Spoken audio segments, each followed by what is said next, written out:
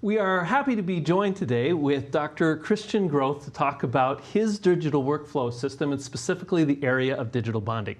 Thank you for joining us, Dr. Groth. Happy to be here. So let's start with a little bit of background. You were a practice that largely did direct bonding, and then you implemented your own digital bonding system. What were the main reasons for implementing a digital approach to bonding in your practice? Yeah, so the background of our practice, we're pretty unique in the sense that we're a group practice. And so at the time we had 3 offices with 4 doctors seeing patients, and we shared patients. And so we had been using a digital system to standardize our treatments, and the issue with that system is it really complicated a lot of our treatment mechanics. And so the whole goal of this was to standardize our treatments while simplifying our processes. And there's no doubt that a straight wire sequence is easier than a wire with a lot of bends in it. So the only logical choice there was to get the brackets on in the right spot. And the only way to do that consistently across offices and patients and doctors is with an indirect bonding system. Perfect, okay. And at that time, the brackets you were using were with the 3M APC flash-free adhesive, eventually. Yes. What are the advantages for a digital bonding system in having the flash-free element included? Yeah, so the flash-free bracket really is the star of the show in the sense that when you look at traditional indirect bonding, the process behind the scenes to get that case ready with that custom base and the cement, it results in flash on the tooth the day of the clinical procedure. And so the efficiencies of getting the brackets on more accurately and maybe more quickly the day of are somewhat negated by the fact that you need to go back and trim the flash around the bracket. So when you have a flash-free solution, it's literally put the bracket on with the indirect bonding trays and you're done. There's nothing that you need to clean up afterwards. I can honestly say that if we did not have a flash-free solution, I don't think that we would be doing indirect bonding at this point in time. Okay, so it's that critical that it was a key element for the overall system. Absolutely, yeah. Was the learning curve of adopting the flash-free system relatively straightforward for your team? So the learning curve of getting into the flash-free bracket, it was very quick. It took a little bit to understand kind of the intricacies and the nuances of that versus either a pre-pasted or a bracket that you're pasting yourself chair side. But when you look at indirect bonding specifically, the amazing component of it is, I like to describe it as indirect bonding for dummies. It's so simple. You put the bracket in the tray, you put the tray on the teeth, and then there's nothing else to it. So there's really not a learning curve there. If you can place a retainer in someone's mouth, you can do the indirect bonding procedure. Okay, great. So then, from your own digital bonding process, you more recently moved to the 3M digital bonding system. Yes. What were the main reasons of moving from what you had established to the 3M digital bonding platform? Yeah, there were really 2 main issues. The biggest issue was there was a time component with our previous system. The software that we were using, it was a very lengthy process to go from a scan of a patient to a ready-to-go file to 3D print that tray. Mm-hmm. It was anywhere from 20 to 35 minutes depending on the complexity of the case, and that was a very doctor-intensive thing. Bringing the direct bonding system into the office was great because we were already using the Clarity aligners, and so we were very well versed in the oral care portal, and this simply was an extension of that. So we went to one area for 2 different of our systems now, and a lot of the work has been outsourced to the professionals that do this all day, every day in the digital lab to help us get those brackets on where they're supposed to be, which significantly decreased our doctor time in that process. That was the main motivation for us, was to free our doctors up, myself up, to do what we do best, which is not messing around on the computer, it's delivering patient care. So you get to keep what you liked about the process, but then have a lot of the expertise moved external so you could focus on the things that are important. Absolutely, to you. Okay. yes. Could you take us a little bit through the workday on a day when there are bonding appointments? With the digital bonding process, what are the steps? What are the processes that you follow in terms of preparing for the appointment and then the appointment itself? Yeah, so the preparation of this is really quite easy. My team, we have this dialed in at this point in time. It took a little bit to get our systems in place, but my team takes care of just about everything behind the scenes. So they get all the data uploaded into the oral care portal. When that case comes back to us for an initial bracket evaluation, I actually have a team member doing those initial evaluations to decrease my time even further on the computer. Once the brackets are in the appropriate position, we click accept, and a week, 10 days later, those trays are in the office. We go through a process of checking them in to make sure that everyone knows where they're at, and that they're there in the office when the patient's going to be in the office. We load those trays anywhere from 1 to 3 days ahead of time. So that's one of our team members' tasks. They go through a report looking at our patients upcoming in the next couple days, making sure that those brackets are loaded into the trays and then put into a light-proof box so that the cement does not cure. The morning of, we discuss each case, and one of the beautiful components of this is that the team has now taken ownership of the case, because I, as the doctor, we have done our homework beforehand. So the day of the bonding, they're really in control. So we talk about the case. I actually want them to tell me the wire sequence that we're going in that day. So we use the oral care portal and the activated wire view to see the bends in the wire that day. And that's going to let them know whether they're going to be able to tie in a very, very light wire or upgrade to from a 14 nai tie to a 16 nai tie. And they're going to tell me where they think we need to be putting bite opening cement if we have a deep bite.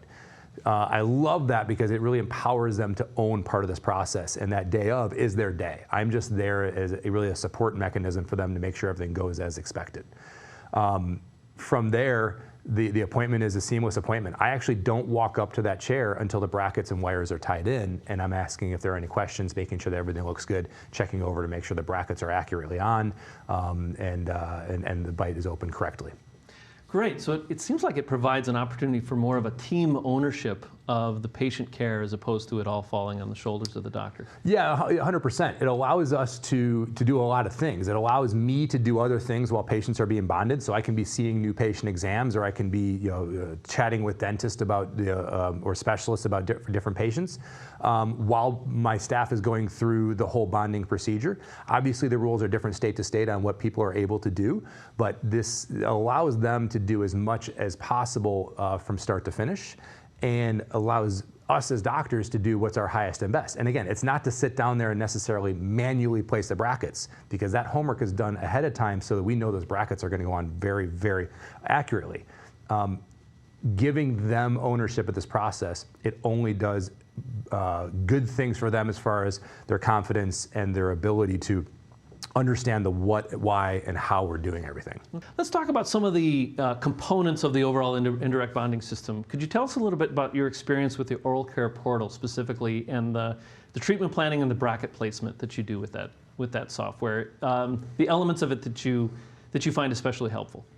Yeah, so the thing to understand about any digital system is that there's not necessarily a perfect translation between what you see on the computer and what you see in real life. And we know that very well with aligners.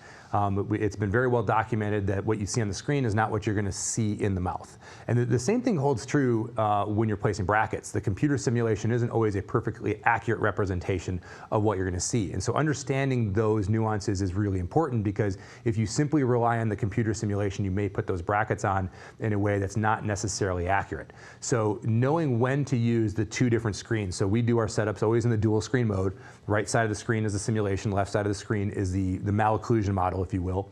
Knowing what movements we want to check the malocclusion model for bracket placement and what movements we want to use the simulation. And having those two on the same screen is hugely, hugely beneficial. Most of our placement criteria, we look at the malocclusion model, and then we look over at the simulated outcome, and does it make sense? Is that bracket on where it's supposed to be? And if the tooth doesn't look quite right, but the bracket's on in the right spot, we're trusting that the bracket is on in the right spot. We're not going to move the tooth and kind of have the tail wag the dog here. We're going to trust that we know that that bracket's supposed to go on in that specific spot, and the tip of the tooth is going to be accurate based on long axis of the tooth. We also have the ability to look at all the bolt analysis, the tooth shape, tooth mass arch length discrepancies, and that's a big help to know whether we're looking at IPR or opening up space. We can place different brackets on different teeth, which is great. So sometimes if we're doing a canine substitution, we'll put lateral brackets on the canines, and that's an easy conversation to have with the digital team to say, I'd like to put lateral brackets on the canines because this is a substitution case. And having the heavy lifting done before it ever gets to us is hugely beneficial because we don't have to spend the time in the weeds. We spend the time doing what we do best, which is putting the brackets where they're supposed to be. Perfect. Tell us a little bit more about the heavy lifting, your experience with the team behind the software. How has that interaction been for you so far? Yeah, the team behind the software, they're really an amazing group of people. And I have to commend them because they're working with hundreds, if not thousands of doctors, all with different preferences on how they want brackets to be placed. So just because we want to place brackets in a specific spot doesn't mean that's how anyone else might do it. So they are really trying to serve a lot of lords here, and they do a great job navigating that. I would say that there's no case that we've ever had that we have approved without adjusting the brackets. There's going to be some adjustment there because the placement is done to the best of the ability between software and human eye, and then we go in and do some adjustment based on that. As we have gotten further and further into this, we've seen that we're doing less and less adjustment as the techs start to know our preferences and understand what we're doing and the why. They're getting better and better at every iteration, and I would expect that as the software and the algorithms improve, that's just going to keep getting better and better over time, and that the amount of time that we spend placing, and I was just in placing, the amount of time we spend moving the brackets on the computer is going to become very, very negligible. That's helpful. And the term service comes in many different forms. There will be the technical service, there will be the clinical insight, there will be the other setup, the other part to that. Has the many different levels of service met your needs within the 3M digital bonding system? Yeah, I've said this before, and I'll say it as many times as I need to. I think the 3M customer care team is the best team of people in the industry. They're always there to answer questions and to fix our mistakes when we screw something up. They are a fantastic group of people with resources beyond what I even know. The cool part about this is that they're always looking for feedback on how to improve the system. And that's a huge service. The system wasn't rolled out and said, here it is, good to go. It has been updated continuously with new innovations, new features, which has made our lives easier. And that sometimes is my life as a doctor easier, but more often than not, it's my team's life, and it's streamlining the processes, allowing them to see things with fewer clicks, accomplish tasks with fewer clicks, which is hugely beneficial from a time management side, because every time you introduce a digital workflow in the office, it increases your time away from the chair. And in a busy office, when time is at a premium, you want to make sure that you're being as efficient as possible with all of your systems and all of your mouse clicks.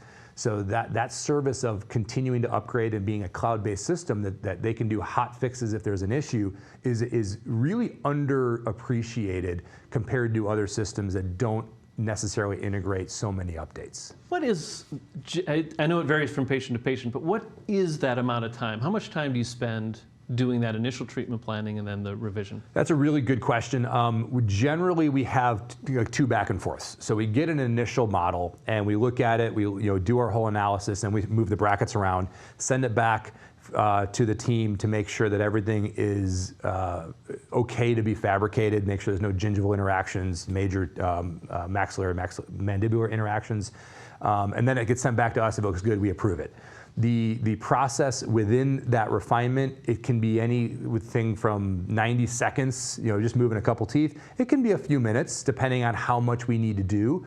And a lot of this, it depends on tooth anatomy, and also how much of the tooth is erupted, because you can only move so much, and if a tooth is under erupted, then it somewhat limits your ability to move that bracket around, and you have to make the decision, is it worth putting the bracket on and having to bend the wire, or are you just going to delay putting the bracket on and let that tooth erupt and then do a manual placement later on?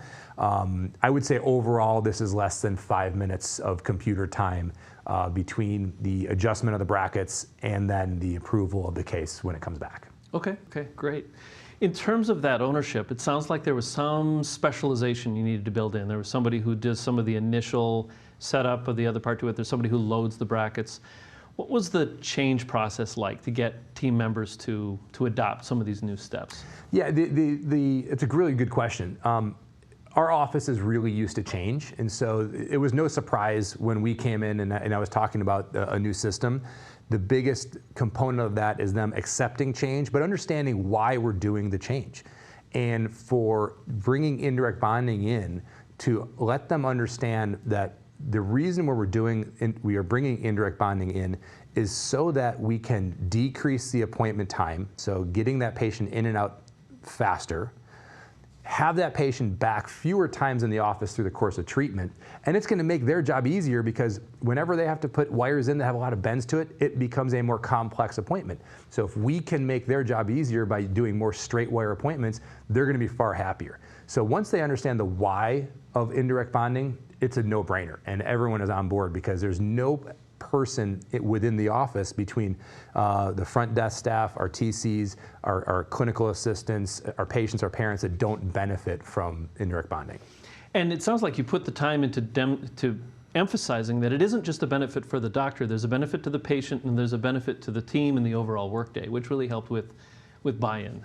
Yeah, hugely so. So when you look at any new technology, you know, to me, you need to hit a few things. You need to make sure that it makes the patient experience as good or better. It needs to make your office systems as good or better, and it's got to make the doctor's life as good or better. If you're not hitting those three, it probably doesn't make a lot of sense. And indirect bonding really does hit all three of those. It meets those needs. Great.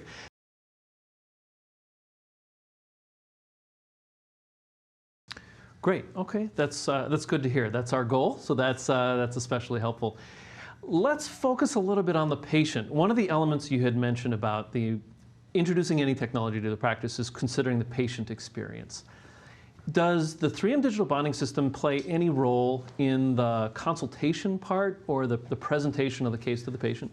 Yeah, so we don't use the digital bonding system itself specifically during our patient consultation. You know, I'm not showing them necessarily the simulation on the screen.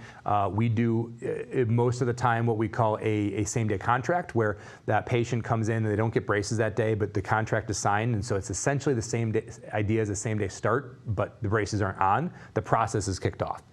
It is a big component of the new patient consultation, though, where we talk about the fact that we're actually placing your braces on your teeth before the braces are going on your teeth. We're doing our homework and making sure that we're getting these braces on as accurately as possible. And we know, after looking at our practice statistics, that that's going to decrease the number of times that they're coming into the office, and that's going to decrease the length of their treatment. Based on our numbers, it's 2 to 3 visits less, and it's 2 to 3 months, at this point in time, 2 to 3 months less in treatment time over the course of the patients that we've surveyed, which is several hundred patients over the last couple of years. So you've done enough of that research that you're able to say confidently these are the benefits that the patient will gain as a result of this process you're following. Yeah, and it really makes sense when you look at a direct bonding system. You're putting the bracket on to the best of your ability, and there are things that prevent you from getting that bracket on perfect. And only one of those is the anatomy of the tooth. You have the patient sitting there, and the patient's got tongue, cheeks, saliva, breath, all contributing to issues with the field of view. You have retractors. You have other patients waiting for you, so there's a time crunch to get in there and get out because you got 3 or 4 lights on, so that you need to go see other patients. And all of that puts pressure to get that bracket on and then not move it, because if you're putting the bracket on and moving it all over the time, your bond strength goes down. So when you're manually placing brackets, you're introducing errors, and then at a certain point in treatment, you have to reverse those errors, because that first half or first third of treatment, you're running through straight wire and you're expressing the errors in your bracket placement. So then you have your pan and repo visit. So you have a longer visit to take an x-ray, reposition brackets that weren't on correctly, and you hope you get them on correctly the second time. Often you still do the same errors that you had before. And then you have to bend wires subsequently in order to get the teeth where they're supposed to be. We have found that we have significantly fewer repositionings. we actually don't plan a repositioning appointment. We plan a PAN to confirm, but there is no repositioning appointment planned in our treatment because we haven't had to have that because the brackets are on accurately. That has been a really big component of getting our treatment time and our treatment visits lower, because I'm confident that they're on in the right spot, and then our mechanics are going from the beginning to get the teeth where they're supposed to be. When you're going in the opposite direction, moving teeth in the wrong spot, that just adds time and visits to your treatment. Makes total sense. The concept of the importance of accuracy and placement and how that affects treatment isn't necessarily new, but it sounds like this digital bonding system gives you an efficient means to achieve that goal. Yeah, and it's flipping indirect bonding, traditional indirect bonding on a model, in an analog sense. It allowed you to do something very similar, but it didn't allow you all the different views and the simulation of movements that we have now. And so, are you getting a similar result?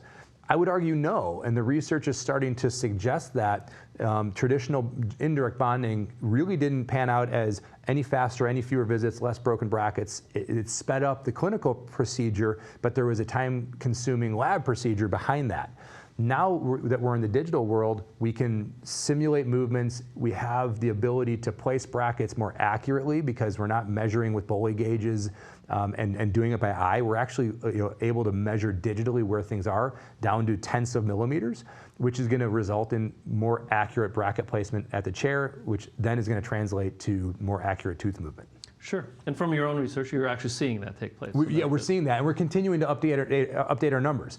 Monthly, we run these reports looking at total treatment time, number of extra visits, number of total visits, and then looking at that across the indirect bonding patients, and then we have a 400 consecutively treated batch of patients that we have before indirect bonding that we use as our comparison group, and we have found consistently that our indirect bonding group is fewer visits, fewer months.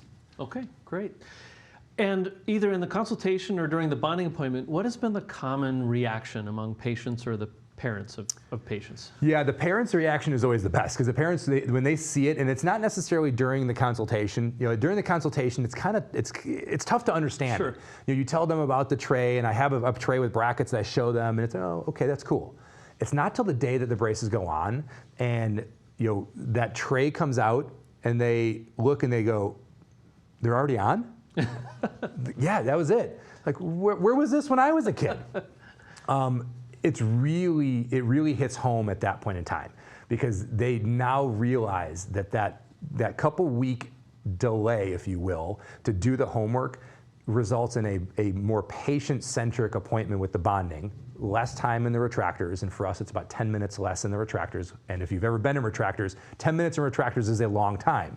So that's a more patient-centric appointment, but it also, again, it hits every component of what we want to do. It makes our staff happier, it makes our doctors happier, so there's no losing here. And when you have a parent that's just put down money for orthodontic treatment, you get instant validation that they're happy and that they made the right decision when they smile and they say, that was so much easier than it used to be, or my previous child did not get that, and they're going to be so jealous that they had to go through the old way, not the new way. In the not too distant future, it'll become an expectation. I think it's the way that our world is going. Our world is going digital. We have aligners, which was essentially our first means of digital treatment, full customization. And now we have this whole crop of indirect bonding systems, which have good and bad, but the idea that you have one online platform with all of your treatments is hugely beneficial for us as doctors, and you're utilizing the best technology out there in orthodontics, which is the flash-free bracket, along with all the expertise that 3M has on the software side to really make this a great process. There are other systems out there, but they don't piece all those together into one. They may have one, they may have something else, but they don't have that full package as far as I'm concerned. Okay, that's fair.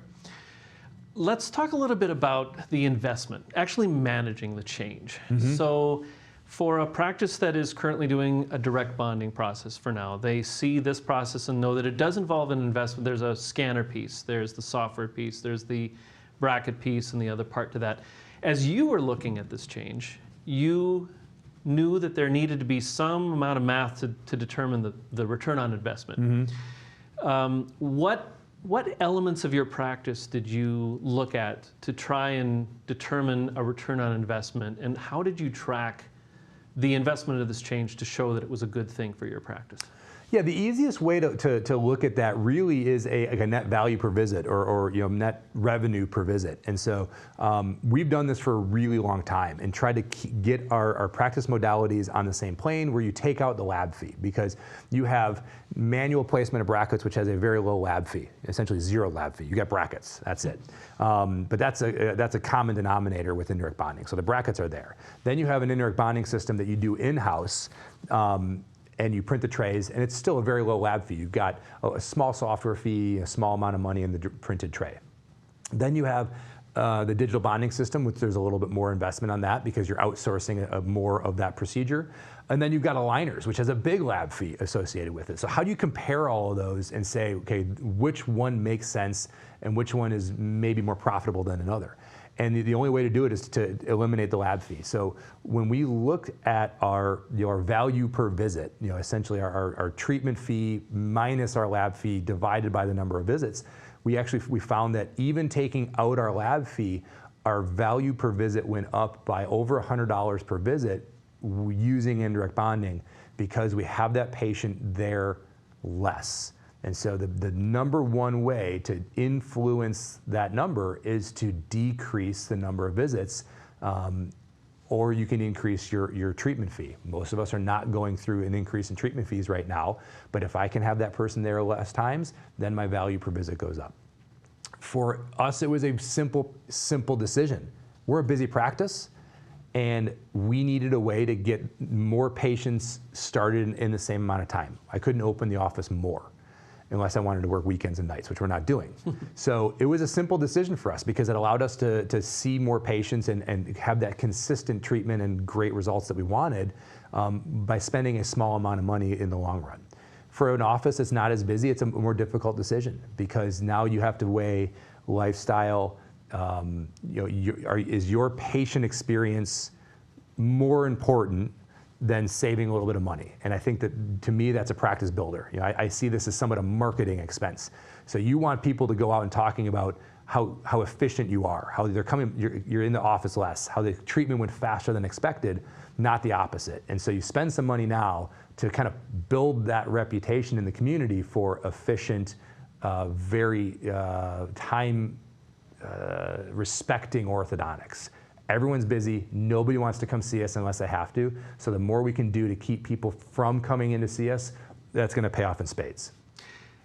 Interesting. And the fewer number of visits that you were finding, were you finding this, that it was just the fewer total visits to achieve your treatment goals, or were you extending also the interval of appointments so that there was a longer interval in between visits? Yeah, it was a combination of two. Okay. We were extending intervals for sure. We're regularly doing 10, 12-week intervals, especially on the front end. You're going for initial alignment. And then because we don't have that pan repo visit, we look at it, we make sure that the teeth look good. We take a pan at a regular treatment visit. That decreases our number of treatment visits because I don't waste a visit to reposition, drop down in our wire sequence, and then have to work my way back up into the wire sequence. So that alone is a big saver of visits, and I know we can continue to get better. Looking at our averages, we're averaging 16 months and 12 visits in the office, and I know that I can get that average down to 10 if we improve our systems better. And that's across all cases, class 1, 2, 3. There wasn't a filtering or weeding out of that. So some of those are 4, some of those are 18 visits. It just depends on the severity. So that was just an average. It was 12 visits over 16 months. Okay, and I suppose another form of visits are the unplanned ones. Yeah. So if you're able to reduce the number of debonds that you need to rebond, that's another element of advantage. Yep. And are you finding good bond success? The great part about that was we have not seen an increase in our debond rate. And so when you look at our statistics, we were actually seeing people 1.5 extra, we call them extra visits in our office. 1.5 extras on average throughout treatment. That batch of patients that were in the indirect bonding group, that's 1.3. So statistically that's the same. So we have not seen an increase or a decrease, which is a good thing. Would I love to say we had a decrease and we have no breakage? I'd love to say that, but I'm sitting here after Halloween. This last 2 weeks has been an increase in breakage because of all the candy that people have been eating. Sure, it's that time of year, isn't it? The days after Halloween, it's just one of those things you can't control. Yep. Harder to quantify in terms of a return on investment are things like your doctor time and the quality of your doctor time and where you spend it. Could you talk a little bit about how digital bonding influences your work day and your work week? That's probably from a personal level. Doctor time this is probably the biggest paradigm shift that we've had in the practice in the 10 years that I've been in private practice orthodontics. When you look at direct placement of brackets, you are spending anywhere from 3 to 10 minutes placing brackets, depending on the case, the kid, if you have to come back to the chair to do other brackets. It's time consuming, and especially when you do that after learning that you're not that good at placing brackets, maybe you're not as good as you thought you were. When I manually place brackets, the only thing I'm thinking of is I'm building in inefficiencies into this case. So I try to get them on perfectly, but I just know I can't. It's not physically possible for me to do it as well as a computer can do it. So I have gained time on my clinical days because the staff is doing that, so I can be doing other things. I can be seeing patients. I can be seeing new patient exams. We can decrease the days in the office potentially because we can, if we had 4 days of patients and we get more efficient, maybe we can compress that to 3 days of patients. So it's really huge the amount of time that we save here. And with the correct systems, this should not be something that sinks the doctor. If doctors are integrating this into their practices and they find that they're spending all their time on the computer and they're treatment planning and doing everything at home and they're up in the middle of the night, their systems aren't right. They need to be trusting their staff to do some or a significant portion of the process because one, their staff can do it. They have the ability to. I guarantee you that they do. And two, the doctor needs to let go. This is not a sacred process. This is getting the bracket on where it's supposed to be. It's really not rocket science. It's pretty simple. So you can't. I don't think that you can put a price on our personal time, and gaining minutes per procedure back, it really adds up over the course of a career, especially when you look at hunching over, placing brackets, the stress it puts on our bodies. It has the potential to elongate someone's career from a physical standpoint, which again, buys us time. Sure, and so it isn't as simple as transferring what you do chairside and in treatment planning onto the software and the digital process. This workflow allows you to reallocate some of the tasks to the broader team as well. 100%. Yeah, it's scaling is about delegation. You cannot grow without delegating things. As a startup practice, you can do everything. You and one employee can do the whole thing. As you grow, you need to be delegating off to other team members, and so a big component of this is delegating off to your team. Excellent. This has all been very helpful. This is a great amount of information. If you were speaking to somebody who was new at the 3M digital bonding system, in summary, what are the key points that you would want to make sure that they knew? Yeah, so the number one thing is stick with it.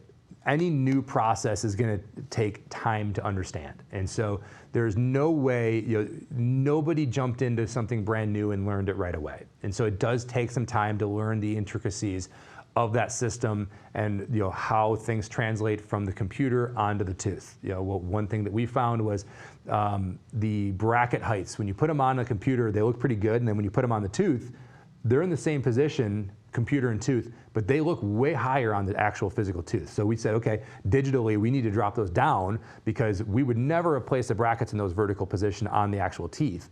And that was just a part of the learning process. You need to do this as a team.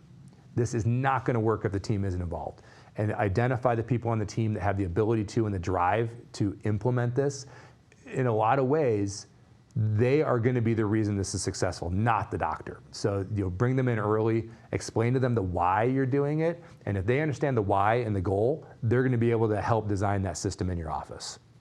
And then lastly, utilize the resources around them. You've got colleagues and 3M training teams and sales reps. There's a lot of great resources to make sure that the learning curve is as quick as possible. It's something that's improving every day, and as the systems get better, the software gets better, the training gets better, it's going to become easier and easier. But I have not met anyone that has not integrated digital bonding that regrets that they did it. It has been unanimously, people have said it was a great decision. It was a small investment in the long term that pays dividends with team, patients, and doctors. Give it the right effort, but definitely worth it. For sure. Dr. Groth, thank you very much for lending your experience, your insights, and the metrics from your practice to help us understand the 3M digital bonding system better. Thank you very much.